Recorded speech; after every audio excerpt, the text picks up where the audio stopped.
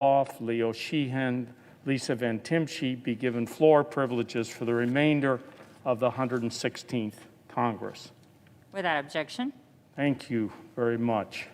And thank you, Senator Schumer, for those kind remarks earlier. You know, as you know, I announced I wasn't running for re-election yet last year. And if I'd known everyone was going to be so nice to me, I might have announced it earlier.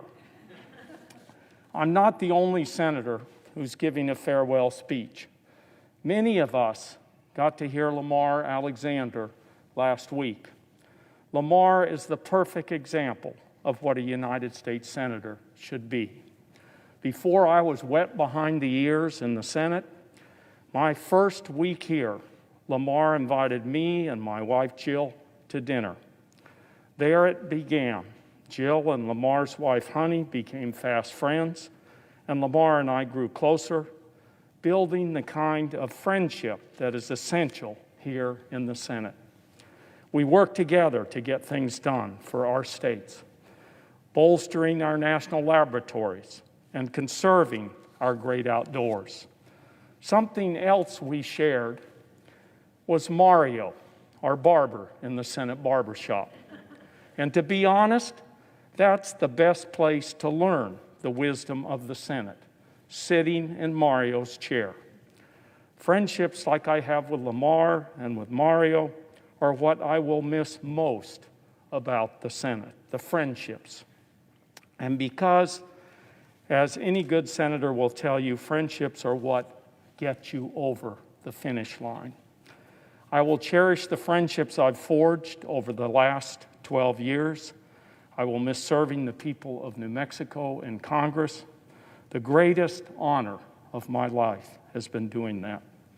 And I'm confident that New Mexico is in good hands with my friend Senator Heinrich, my great partner over the last 8 years, his dedicated advocacy for our communities, his love of the land, and all of that, Martin has been an inspiration. And with Senator-elect Ben Ray Lujan, who I have the privilege of calling a friend and who I know will fight for New Mexico families every single day in the Senate. I will miss the righteous struggle we take up in these halls to build a more perfect union. And I will miss all of you, my staff, colleagues, and everyone who works around the clock, the unsung heroes who keep the Senate running, people like John, Lee, and Mary Ann, all of the folks that are here in front of you. You know, there are too many to thank.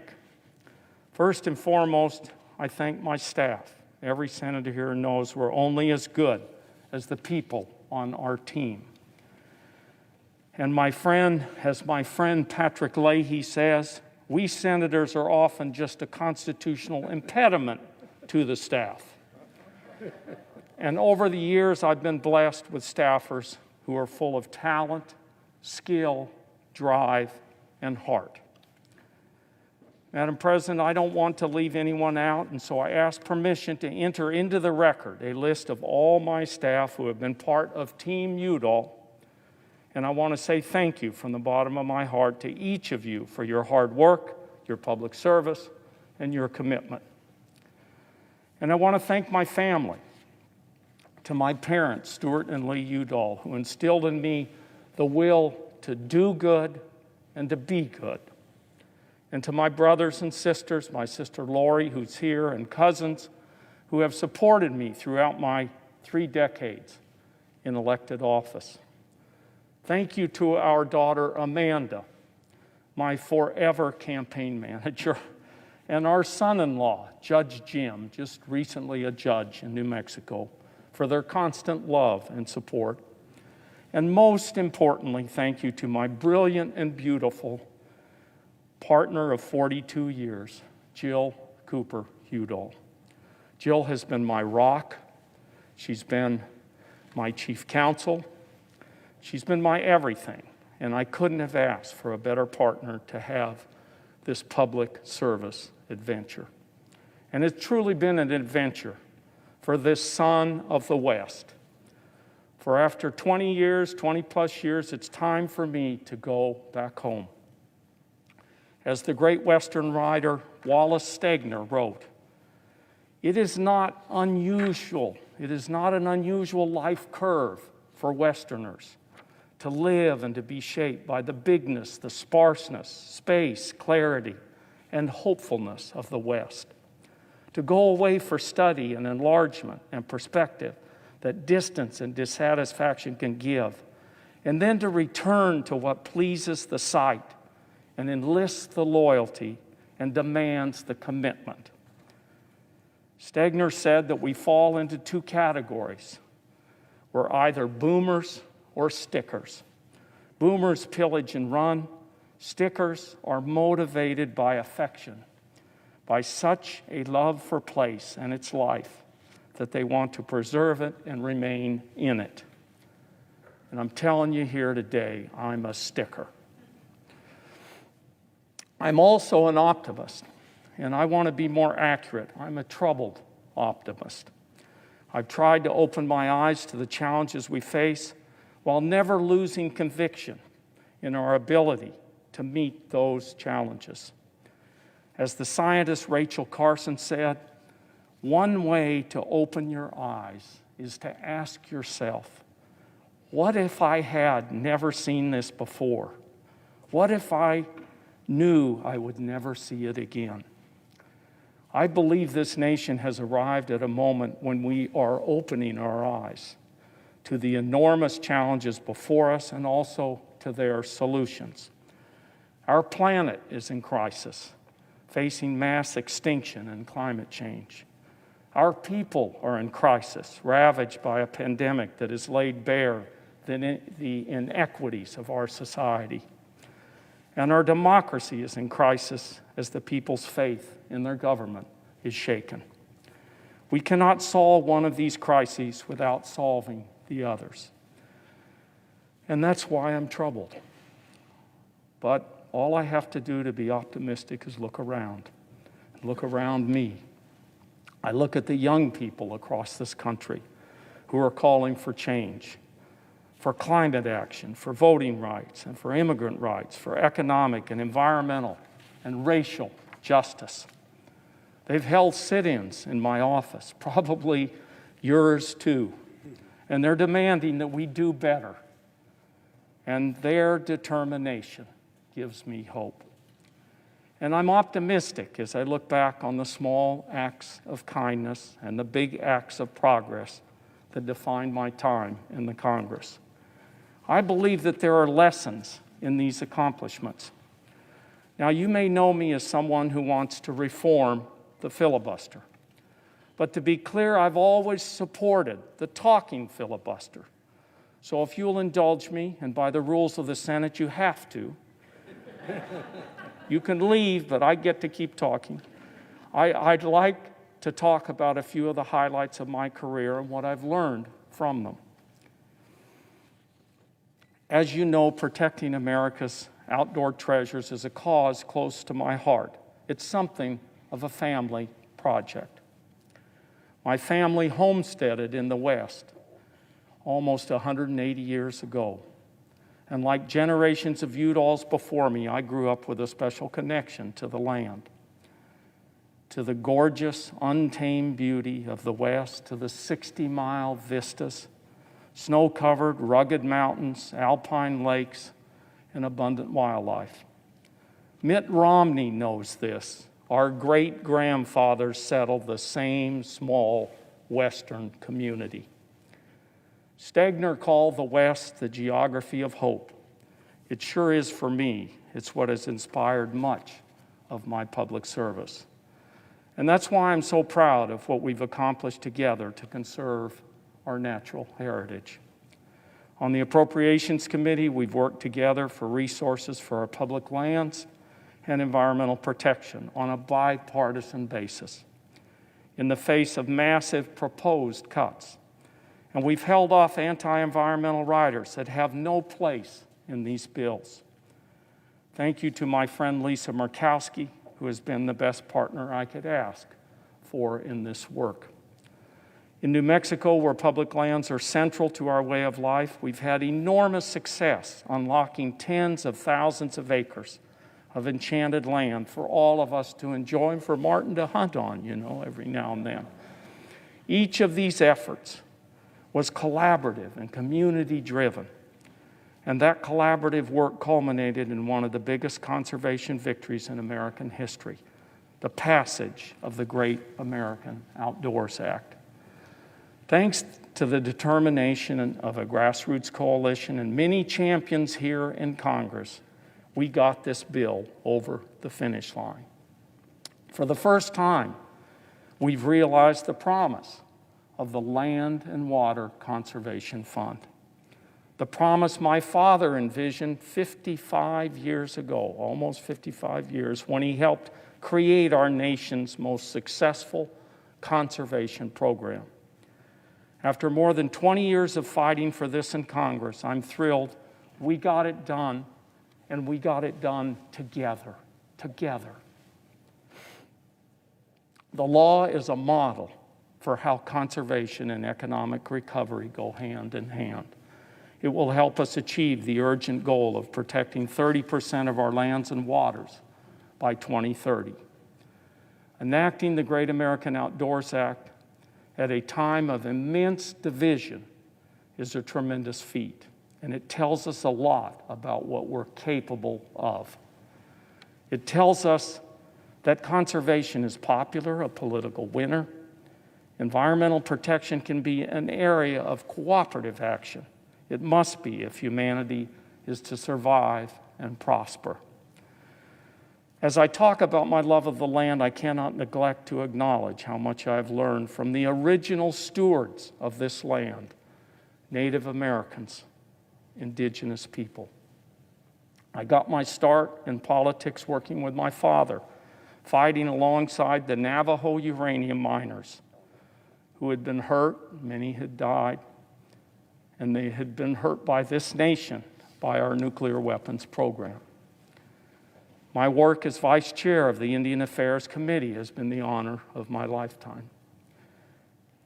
And another area where this committee has achieved bipartisan progress. I thank my chairman, Senator Hoeven and Senator Barrasso, before him for their partnership and friendship. We've worked together as a committee for better health care, education, housing, and urgently needed resources for Native communities, especially as they battle this pandemic. The federal government's obligation to uphold its trust and treaty obligations is sacred.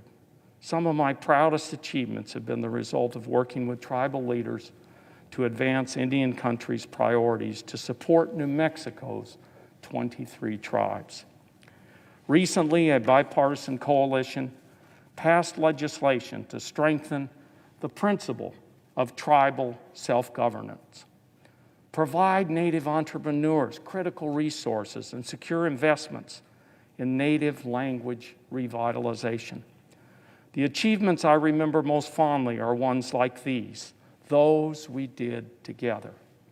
Indeed, those are the only kinds of achievements that are possible in this body. Take the Frank R. Lautenberg Chemical Safety for the 21st Century Act, our landmark reform of the Toxic Substances Control Act. It was the biggest environmental reform in a generation. I was proud to lead that effort to protect our families from toxic chemicals. It was hard work and it took years. But if you can get a project where Jim Inhofe and Ed Markey are working for the same goal, you can get a lot done around here. It's another example of how friendships get you over the finish line. My friendship with David Vitter, my partner on TSCA reform, was sort of like Ted Kennedy and Orrin Hatch's friendship, a political odd couple. Me, the son of Mormon pioneers, David, a son of New Orleans, two very different political backgrounds and different views on the big problems before us. But I'll never forget the dinner we had after Frank Lautenberg passed away, when we decided to take on TSCA reform. We looked at each other after that dinner and shook hands and said, we're going to get this done. And we did. It passed the Senate unanimously. We agreed there was a problem. We found common ground on a solution. That's still possible in the Senate. But I didn't come here to just list accomplishments. You can check my Twitter feed to see if you want to see more of that. I do want to share some final thoughts about challenges our nation faces before I leave the Senate. I believe that for all of us here, public service is a calling.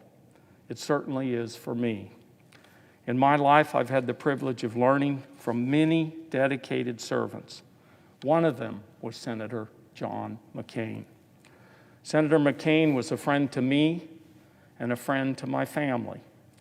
When John first came to the House, my Uncle Mo, big Uncle Mo, 6'5", took him under his wing. John did the same for me, and we worked together on issues like campaign finance reform, Native American issues, and others. John often said to me, we disagree in politics, but not in life. Let's remember that. We disagree in politics, but not in life. My great-grandfather helped settle St. John's, a small farming and cattle community on the Arizona-New Mexico border in the 1880s. He had an embroidery that hung on his frontier home that read, if the good folks don't get into politics, the scoundrels will take over. I believe there are a lot of good folks here in the Senate, but the system we're caught in makes it too hard to work together. To remember that we need to remember that we disagree in politics, but not in life. And I'm not the first to say in a farewell address, and I won't be the last, but the Senate is broken. The Senate is broken. And it's not working for the American people. We are becoming better and better political warriors. We're good at landing a punch, at exposing the hypocrisy and riling each other up, but we aren't fostering our better angels. Our peacemaking skills are atrophying. Every hurt takes time to heal, and each time we hurt each other, it sets us back. But unfortunately, the structures we have built reward us for hurting one another. We need to reform those structures or we'll never make progress. Make that progress we need to make. I've proposed Senate rules changes when I was in the minority and when I was in the majority to make sure this institution does not remain a graveyard for progress. The founders did not envision a Senate requiring 60 votes to act. The filibuster came to be through historical accident, and it is now woven into the institutional framework. The promise of the filibuster is that the majority will find common ground with the minority. But the reality of the filibuster is paralysis, a deep paralysis. On top of this, we have a campaign finance system that is out of control. John McCain told you that over and over again. And he called money the cancer growing on our democracy. And John McCain knew a lot about cancer. Secret money floods campaigns to buy influence instead of letting the voters speak. Voting rights are under attack. We can do our best to be good people in a system like that, but it's no surprise that America's faith in government is declining. These structures are anti-democratic. They reward extremism, they punish compromise. Our government is supposed to respond to the will of the majority while protecting the rights of the minority. Instead, we have the tyranny of the minority. That tyranny is super wealthy, politically powerful, and dangerously out of touch with the American people. The majority Americans support pandemic relief, health care for every American, action on global warming, racial justice and police reform, and so many other priorities that don't see much progress in the Senate. People are losing their faith in the system, rightfully so. We have to do something to fix this. If we are to take bold action necessary to tackle the urgent problems before us, we must reform our democracy. We must make it easier to vote. We must end the dominance of big money, and we must root out corruption. And we do not have any time to waste. We have no choice but to be bold, because the crises before us demand bravery. Hundreds of thousands of Americans are dead from a pandemic that this administration has callously ignored, a consequence of its continued rejection of science. In New Mexico, we've surpassed 108 cases. Over 1,700 are dead, and tens of thousands have lost their jobs. Meanwhile, our nation is facing dual climate and nature crises of epic proportions. Earlier this year, much of the American West was engulfed in wildfire. As an arid state, New Mexico is in the crosshairs of climate change. We lose a football field's worth of nature every 30 seconds. 1 million species are at risk of extinction because of human activity. Our planet's life support system is under threat. As the climate crisis worsens, ecosystems are destroyed, and as ecosystems are destroyed, we emit more harmful greenhouse gases. We cannot solve one crisis without solving the other. Protecting nature is about protecting humanity. It's just that simple. And marginalized communities, communities of color, low-income communities, and indigenous people are bearing the worst consequences of the environmental destruction and pollution caused by the rich and powerful. We have the power to solve these crises, the power and the obligation. All it takes is clear eyes and political will, and remembering that we may disagree in politics, but not in the future that we want for our children. When I was a young man, I spent the summer of 1969 in the mountains of Colorado teaching students wilderness skills. Each night we look up and open our eyes to the moon. It seemed impossibly far away. I'm reminded of Rachel Carson's words, "One way to open your eyes is to ask, what if I had never seen this before?" When we emerged from the wilderness, we learned what Apollo 11 had achieved. We had landed on the moon that seemed so impossibly far away. We should never forget that all of us can do the impossible when we open our eyes to the challenge and work together to meet it. So as I return home to the West, I am clear-eyed about, even troubled by, how far away our destination is. But I am optimistic that we will get there like we always have.